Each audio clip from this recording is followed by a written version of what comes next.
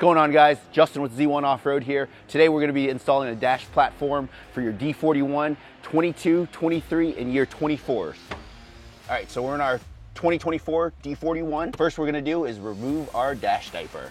If you got one of these, you can remove it, give it to one of your buddies, because we're going to replace those. So in here, there are just 2 Phillips heads that you're just going to remove. You're going to keep these, so don't lose these guys. All right, so after those screws are removed, you're just gonna take a trim removal tool, pop this plastic blower tray out, and just pull that to the side. In your kit, you're gonna see these little T-nuts. They're gonna slide in here, and then you're gonna use the thumb screws to lock them in place once you have your lower plate. You're gonna place your lower support bracket into place. There's 3 positions, 1, 2, 3, for these T-nuts with the thumb screws. These are also slotted. Give you a little wiggle room. All right.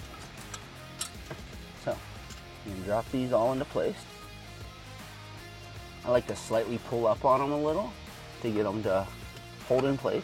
They don't need to be super tight, but tight enough to grab. So that's your base install. So if you had our dash diaper before, there's this unsightly gap in some of these dashboards here. Well, you don't use that with our dash tray. So we provide you with a new skirt to go around that flange. Just tuck that in, and then remaining things are just these 4 Allen heads. Just sit down in there, pull that gap out a little. 4 of the short guys, 4 of these short button heads, and you're just gonna thread right into the base plate.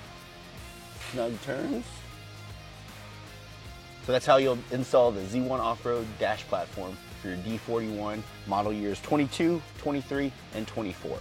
Now, you see we have these integrated grommets, so you can run custom wires if you need. And then we have all these other threaded hole inserts that you can use the hardware. You can also use these slots for T-nuts as well. So, what are you gonna mount on your dash platform?